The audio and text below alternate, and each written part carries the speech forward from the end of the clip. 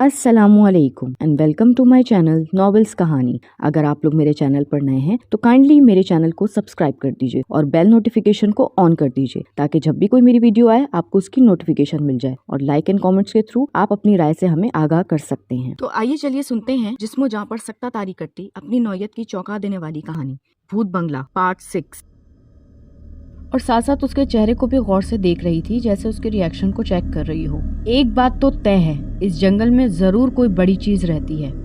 और सबसे आखिरी बात, एक तफ्तीशी ऑफिसर होने के नाते मैं आपको हुक्म देती हूँ कि आप किसी सूरत इस टाउन से बाहर नहीं जाएंगे, और जाएंगे तो पुलिस हेडक्वार्टर को इत्तला देंगे। ये इसलिए नहीं है कि आप कोई मुजरिम हैं, फादर आपसे ही मिलने आ रहे थे, इसलिए आपको शामिल तफ्तीश करना हमारी मजबूरी है। उम्मीद है आप एक जिम्मेदारी शहरी होने के नाते हमारी किसी भी बात का बुरा नहीं मानेंगे। किली ने कहा तो बीन ने पर्ची लिखकर उसके हवाले कर दी। मुझे आपकी मदद करके खुशी होगी। फादर के केस में जब भी कोई पेशरफ्त हो मुझे आगाह जरूर कीजिएगा। किली ने बैन की लिखी हुई पर्ची पढ़ी। जरूर, क्यों नहीं, जैसे ही कोई पेशरफ्त हुई हम आपको जरूर इत्तला करेंगे। अब आप जा सकते हैं। किली ने कहा तो बैन उसके साथ हाथ मिलाकर चला गया। मुझे तो लगता है ये सब इसी का किया धरा है, रॉजर ने बीन के जाते ही कहा। तुम्हें क्या लगता है कोई इंसान किसी के साथ ऐसा कर सकता है? इसकी शक्ल देखो, ऐसी मासूम शक्ल रखने वाला इंसान किसी दूसरे इंसान को इतनी बेदर्दी से कत्ल कर सकता है? किली ने अपनी जेब की जैकेट से सिगरेट निकालकर सुलगाते हुए कहा।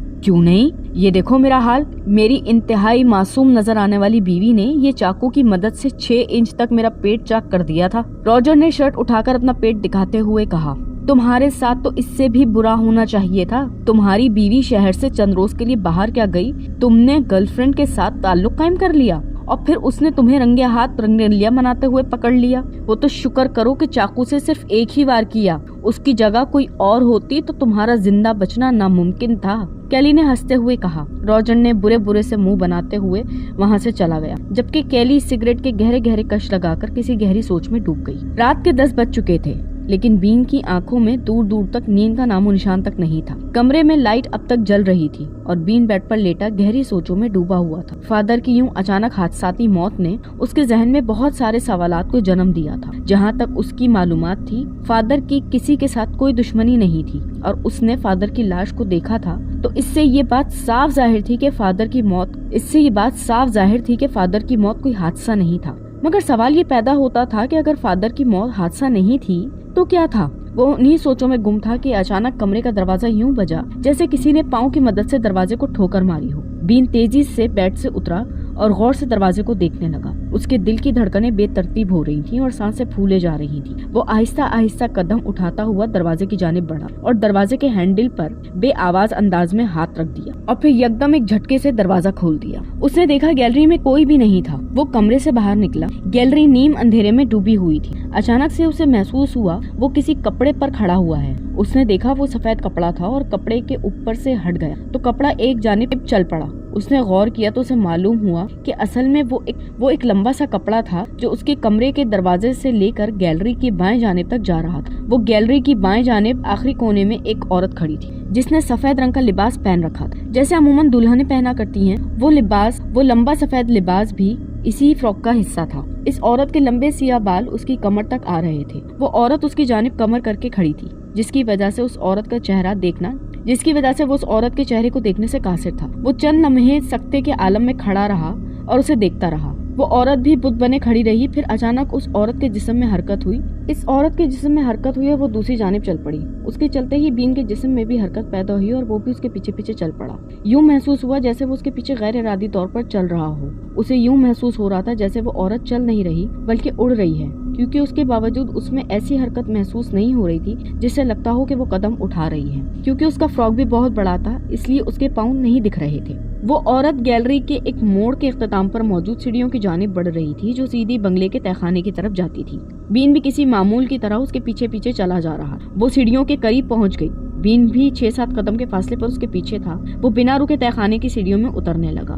बीन ने भी उसकी तलकीद की, हालांकि उसका दिल पुकार पुकार के उसे तहखाने में जाने से मना कर रहा था, लेकिन वो ना चाहने के बावजूद भी किसी अनजान ताकत के कहने पर जैसे चलने पर मजबूर था। बीन भी सीढ़ियां उतरने लगा। तहखाने में घुप अंधेरा था और हाथ को हाथ नहीं दिखाई दे रहा था, मगर जैसे इस औरत के वजूद से रोशनी फूट रही हो, वो फिर भी उससे खुद से कुछ फासले पर आ रही थी। उसने जैसे ही तहखाने में कदम रखा, दरवाजा ऊपर से बेआवाज अंदाज में बंद हो गया और तहखाने में हल्की जर्द रोशनी फैल गई। बीन ने इर्द गिर्द देखा, उसे अब वो औरत तहखाने में कहीं नजर नहीं आ रही थी। वो तहखाना 20 मुरब्बा फीट का था, जिसमें जा बजा तबाह हाल फर्नीचर और पुराने कपड़ों के ढेर लगे हुए थे। बीन को लगा जैसे अब वो होश की दुनिया में वापस आया है। अब वो चौंक कर इर्द गिर्द देखने लगा। अचानक उसे वही औरत एक कोने में खड़ी नजर आई। उसकी कमर अब भी बीन की जानिब थी। बीन ने आहिस्ता आहिस्ता उसकी जानिब कदम बढ़ाने शुरू कर दिए। वो औरत बिल्कुल साकित खड़ी थी। आखिर बीन चलता हुआ उसके करीब जा पहुंचा। उसे समझ नहीं आ रहा था कि वो उसकी जानिब ऐसे क्यों मुतवज्जा है। फिर बीन ने जब उसके कंधे पर हाथ रखना चाहा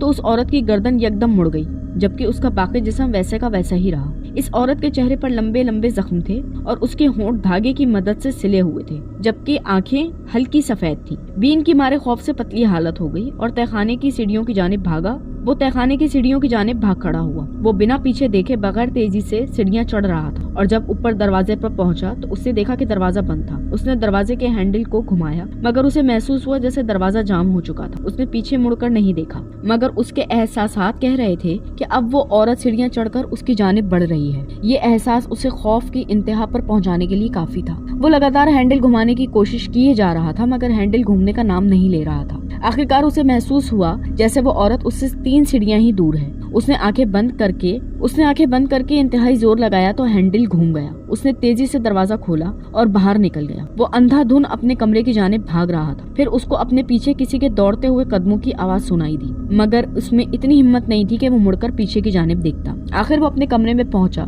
और कमरे में दाखिल हुआ। तेजी से दरवाजा बंद करके अंदर से लॉक लगा दिया और लंबी लंबी सांसें लेकर दरवाजे को देखने लगा। उसका पूरा जिस्म पसीने में शराबूर था। जब 3-4 मिनट खामोशी रही तो उसकी धड़कनें मामूल पर आने लगी। तो यकदम दरवाजा यूं बजा जैसे किसी ने दरवाजे को ठोकर मारी हो। बीन का जिस्म एक बार फिर कांप गया और फिर बाहर जैसे दरवाजे पर ठोकरों की बरसात हो गई हो। बीन ने आवाज बाख्ता होकर दराज से कागज और पेन निकाला और उस पर लिखा, मुझे अकेला छोड़ दो। वो पर्ची दरवाजे के नीचे से मौजूद खला में गुजार कर बाहर फेंक दी और खुद तेजी से पीछे हट गया। पर्ची के बाहर जाते ही ठोकरों का सिलसिला यूं रुक गया जैसे कुछ हुआ ही ना हो। एकदम मौत का सकूत फैल गया और बीन तेजी से बेड पर लिहाफ ओढ़कर लेट गया।